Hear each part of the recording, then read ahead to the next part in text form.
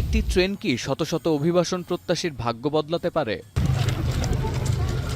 শুক্রবার US Mexico সীমান্তগামী একটি cargo ট্রেনে অভিবাসীরা যেভাবে ওঠার চেষ্টা করছিলেন তা দেখে মনে হবে এই ট্রেন মিস করলে হয়তো তাদের জীবন থেকেই হারিয়ে যাবে সুবর্ণ কোনো সুযোগ। উন্নত জীবন আর অর্থনৈতিক নিরাপত্তার আশায় কয়েক মাইল পাড়ি দিয়ে শুক্রবার মেক্সিকোর বন্দরনগরী কোয়ার্টজো কোয়ালকোসে জড়ো হয়েছেন হাজারো শরণার্থী। ভেরাক্রুজ রাজ্যের এই স্টেশনে বাবা মায়ের হাত ধরে এসেছে ছোট্ট শিশু। বিপদের তোয়াক্কা না করে অবলীলায় শিশুদের ট্রেনের ছাদে উঠিয়ে দিচ্ছেন অভিভাবকরা। জীবনের ঝুঁকি নিয়ে যারা এই মালবাহী ট্রেনে ওঠার চেষ্টা করছেন তাদের কাছে দুর্ঘটনার চেয়ে বড় ভাবনার বিষয় অর্থনৈতিক মুক্তি। কারণ এর আগে এভাবে ট্রেনে চড়তে গিয়ে প্রাণ হারিয়েছেন বা পঙ্গু হয়েছেন এমন অভিবাসীর সংখ্যা কম নয়। তবুও উন্নত দেশে বসবাসের স্বপ্নে বিভোর এই অভিবাসীরা মেক্সিকো হয়ে যুক্তরাষ্ট্রের টেক্সাসে পাড়ি জমানোর আশা করেন। Siempre tienen más miedo de migración que de nadie.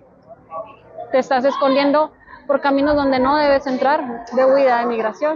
Entonces ellos dicen que están para salvaguardarte, pero en realidad te están empujando a lugares muy peligrosos y ahí es donde hay secuestros y hay todo lo que pasa.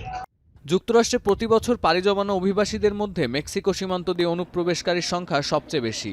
US Mexico দেয়াল নির্মাণ, স্মরণকালের সবচেয়ে কঠোর অভিবাসন নীতি কিংবা সর্বোচ্চ সংখ্যক অভিবাসীকে দেশে ফেরত পাঠানো, এমন নানা ঘোষণা দিয়ে নিজের অভিবাসন বিরোধী অবস্থান স্পষ্ট করেছেন যুক্তরাষ্ট্রের নবনির্বাচিত প্রেসিডেন্ট ডোনাল্ড ট্রাম্প।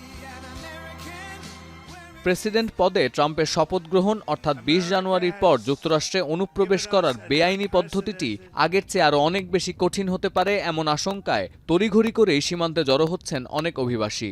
আর ট্রাম্পের অভিবাসন নীতি জেনেও ভেনিজুয়েলা থেকে মেক্সিকোতে আসা অভিবাসীরা এখনও আস্থা রাখছেন ইউএস প্রেসিডেন্ট ইলেক্টের ওপর।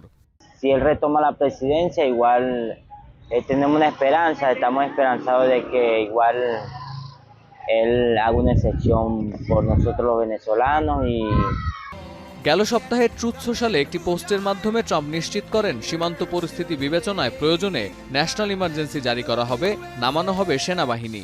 বিশেষজ্ঞরা মনে করেন এই পরিকল্পনা বাস্তবায়িত হলে যুক্তরাষ্ট্রে অবৈধভাবে পাড়ি জমানোর চিন্তা থেকে বেরিয়ে আসতে হবে অভিবাসন প্রত্যাশীদের। সতীর্থ কর্মকার, এখন বিশ্ব। মাঠের অলরাউন্ডার আমি, আর ঘরের allrounder Tylox. Tylox toilet cleaner, clean মানেই টাইলক্স।